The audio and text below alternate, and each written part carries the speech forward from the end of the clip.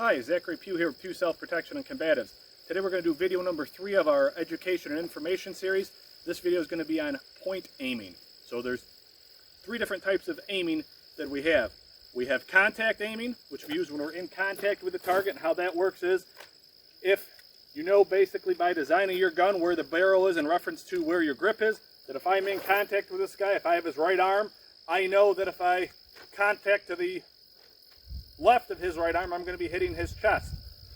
We have sighted aiming, which most people are aware of or traditionally use, which is using a technological piece of equipment such as iron sights or red dot optics or laser optics to project an image, whether it's based off your eyes or an artificial light, onto a target so that you know where your rounds are going. And then we have pointed aiming. Pointed aiming is where we use our body position to point the gun in a direction where we want the bullet to go. Contact aiming is used when you're in contact, obviously. Sighted aiming generally will work best at 15 yards and beyond. And then point aiming is everywhere in between. The reason point aiming is better than sighted aiming at this distance is because it's quicker to do. All right? So, if you notice on my gun, if you want to practice your own, what I recommend is taking some masking tape or whatnot and covering up your sights. The reason for that is people tend to look at their sights if they're on there, okay? So how we start out, we're going to start about 1.5 arms reach away from the target. Again, not in contact with it. Using a target like this, we're going to use the small numbered shapes to start with. And all you do is you just get into a position. The one I recommend is locking out both your arms.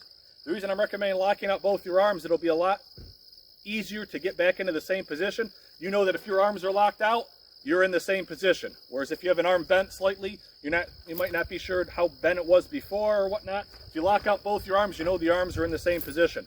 The whole concept of this is it doesn't matter which way your feet are pointing. I don't teach stances. It matters which way the gun is pointed. Just like a tank. It doesn't matter which way the tracks are facing. It matters which way the turret is pointing. So we'll start out with the number 6. All I'm going to do is just point the gun out at the number 6, lock out both my arms, touch and press the trigger, and I've hit the number 6, okay? If you find yourself not hitting where you're looking at, you need to either adjust your grip and or your body position, okay? If you think you feel really good, you got both arms locked out, and you felt like the arms were in the right position, you might need to adjust your grip a little bit. Once you get where you're hitting consistently, do not change your grip and do not change your arm position. Because again, it's kind of like that hand-eye or hand-gun coordination. Once you get those consistent, we need to keep them there. Once you get consistent where you can keep hitting the same number, just punching out, then we can do multiple shots on the same target. Or we can change targets. So I can go from, let's say, 6, 2, 4, 1. Okay? Once you get good at that, then take some steps back, maybe get out to 4 or 5 yards.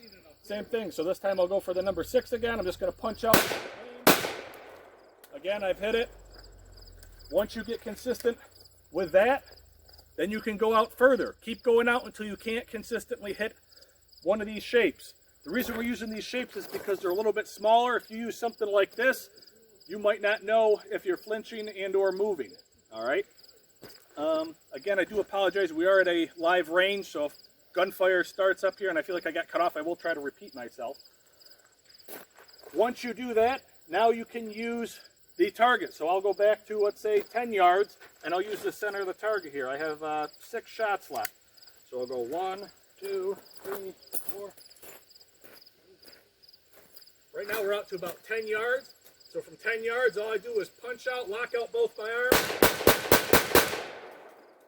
and point where I want the bullets to go. And hopefully you can see kind of there on the film that all 6 shots are well within the combat accurate zone. All right. I define combat accuracy as any shot that is likely to significantly affect the target's ability to present a lethal threat to me. So generally you want to go diaphragm or above up into the head, or go from the pelvis and lower. All right. So with the point aiming, that's pretty much it. Once people get comfortable with that, that's when we start to add the movement. But we want to isolate this position first so that you understand that your body is capable of doing this, and that once we add the movement, And if you start missing with that and you feel like your body position is good, it's the movement that is throwing you off, and we can adjust some things there. Again, appreciate you guys for watching. Feel free, if you enjoy this video, please share it with other people. Also, you can subscribe to our YouTube channel, like and follow us on Facebook. Again, we welcome comments and feedback. We are known for going against the norms with some of our training models. If you feel like something is way off in left field that doesn't make sense, please reach out, let us know, and we will do our best to explain to you why we do it. Pretty much anything we do, we can prove in realistic scenarios of what we do actually works versus some traditional methods. So again, thank you for watching. Zachary Pugh with Pugh Self-Protection and Combatives.